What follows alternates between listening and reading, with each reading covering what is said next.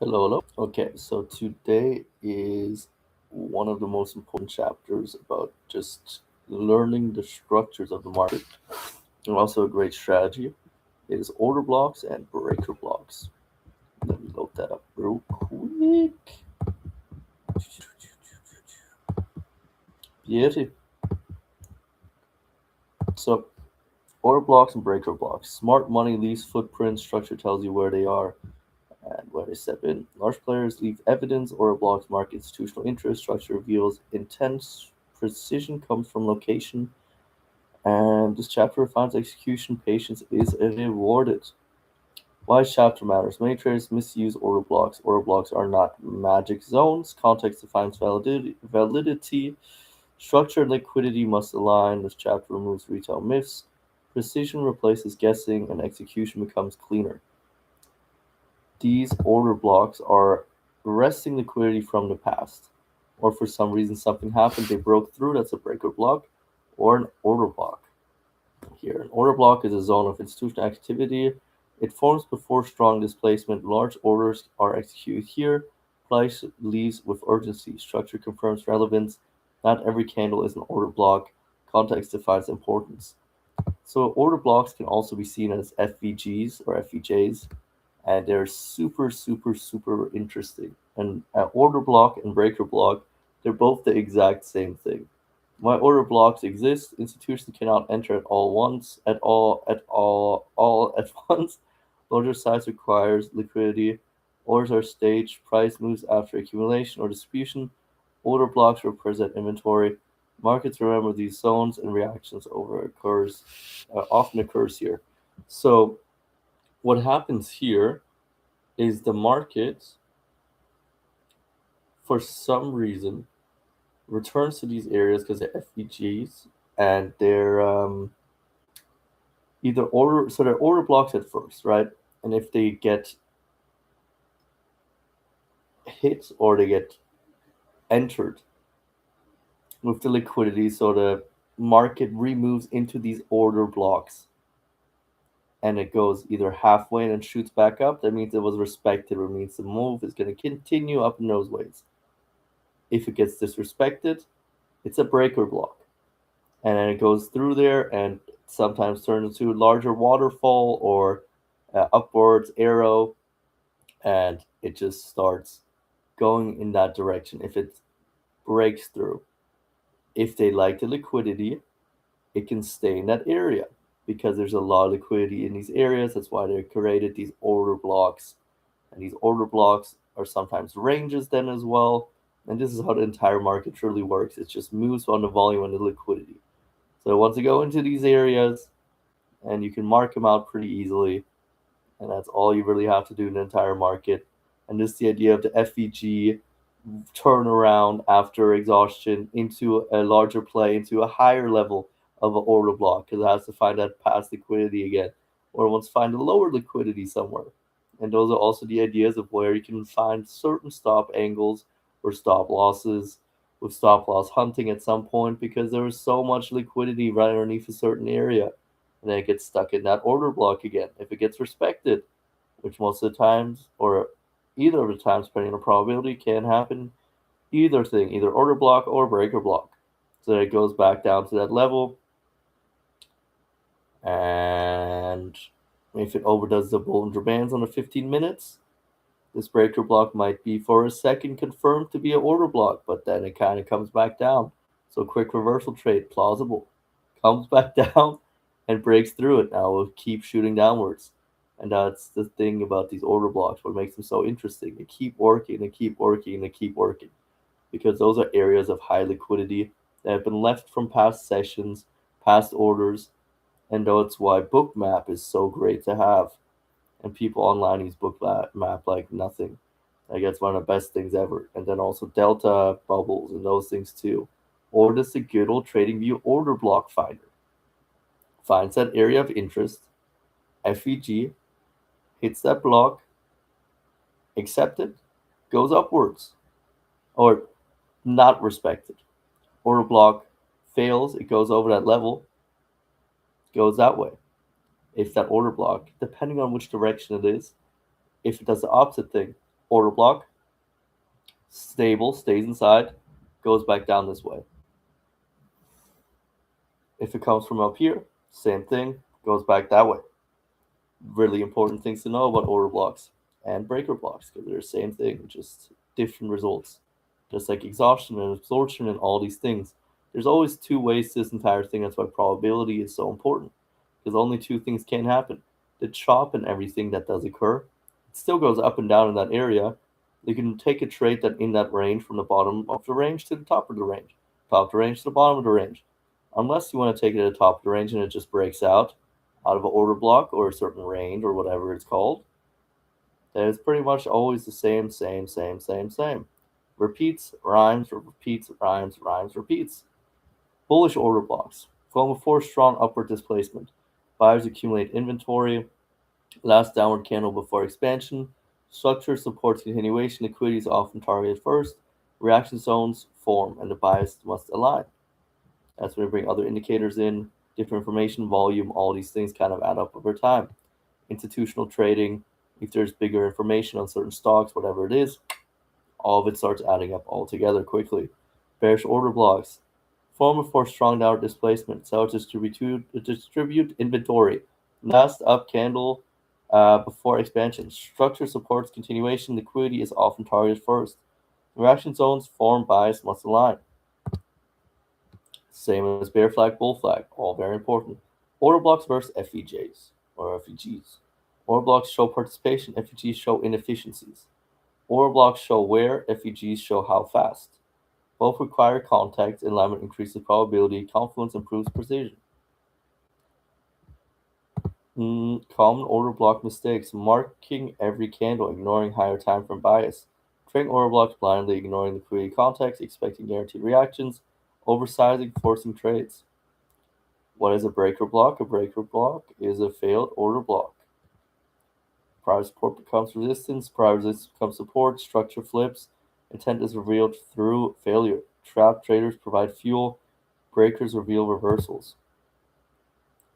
Breaker block logic, price breaks an order block, acceptance occurs beyond it, previous bias fails, trap positions unwind, liquidity is released, direction shifts, confirmation is required. Breakers and market reversals. Breakers often form near extremes, like the idea of a 15-minute reversion on a Bollinger Band with a nice little order block that turns to a breaker block. Liquidity must be resolved first, which turns into an IFEG with a Q3 IFEG that plays out during a London time with a nice good old macro at approximately an hour and 15 minutes into like 2 hours and 20 minutes into the next trading session. One of the nicest patterns to see. You got to take the first trade, quick in and out of that trade. And then the second time around, what you really want to do is that's when the long game starts. It will retouch all those lines or don't set a stop loss and just let it run. That's kind of what you want to do. That's where we want to be smart about it. Otherwise, you go first trade in if you actually perfectly time it. One quick trade, a little bit of balance there. Perfect. Next time it goes back up a little bit, take that entire leverage that you have from that profitability of the day so far. Let's say you made $1,000 or whatever. Place that above that stop loss for the second entry and just let it run all the way. So then you start at zero again the next morning when you wake up from New York. Depending on my time zone, it makes sense for me to take those kind of trades, or you play a different kind of game, but that's kind of what I like to do.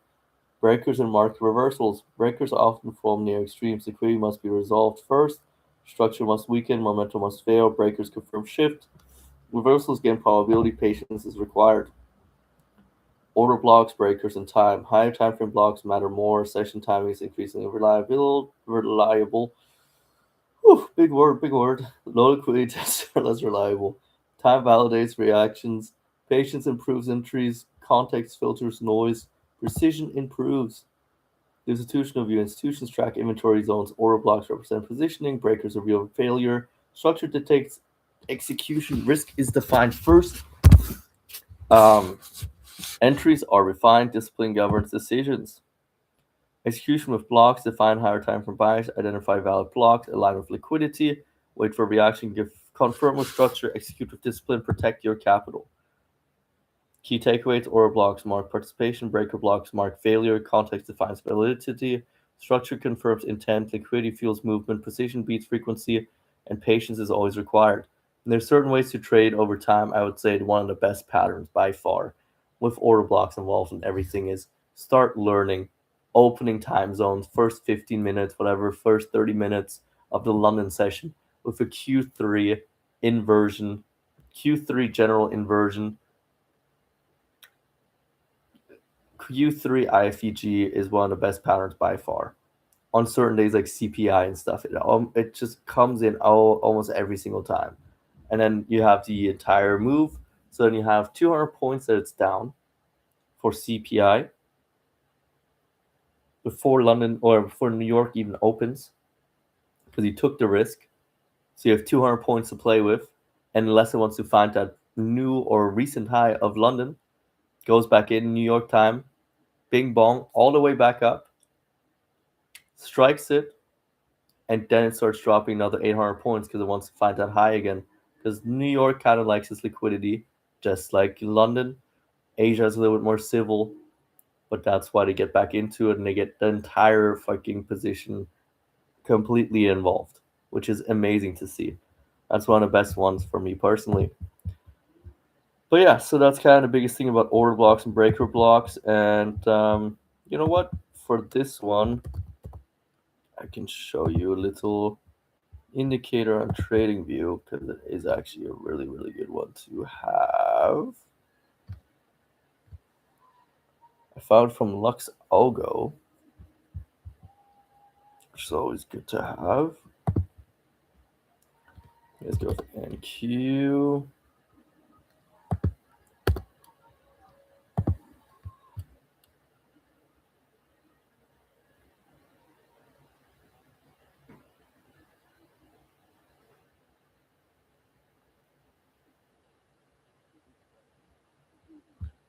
So it is called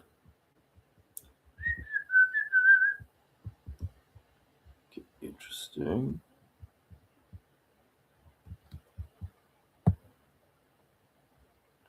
Institutional Order Flow Strength Classifier by Lux Algo. Then I know what a lot of people are going to say about my little charts over here. But here, let's check them out. Stop sharing that. And we go over here. But these are probably extremely hard to read. But, to me, they make a lot of sense. Then we have way too many of these marks, but they actually also make a lot of sense. We see here in a 2 hourly, somewhat of a double top. It's going to come back down to here, 5, 6, 8. Already did once, probably also retest. Bollinger Bands, different numbers. This will waterfall downwards. Pretty nice. This is like a fib level, pretty much. Pretty good. Order flow over here. Golden pocket, though, one of the things that will kind of play against us on this entire concept. Would have gotten already a good trade in here.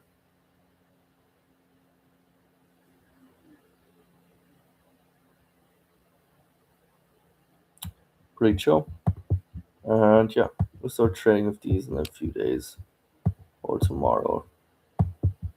Huge volume candle like that. That's why I kind of give perfect. And that's why these are so nice when it goes down to this. This was the idea of order blocks. Order block, order block, order block. Here, let's watch it in real life right here. So this is an order block. Let's see what happens. Halfway through, it usually wants to go there. Okay, volume, 15 seconds. We said high time frames matter.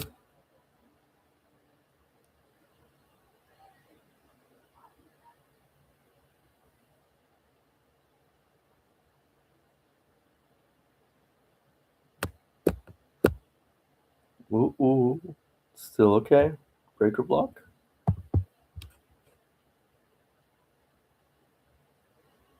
Now we have a confirmation of a breaker block or a breaker block there. But it's on 15 seconds. But yeah, so then it could come down to VWAP. And already you could take this trade out from 44 down to there. And that is pretty much the concept of it. And yeah, hopefully my face was shown during that time, but otherwise I hope at least it wasn't just fully black and one could see what is going on. Because that happens sometimes here on YouTube for me. So yeah, that's pretty much the idea. Well, we see more volume coming in, that's why this candle is larger and a little bit thicker.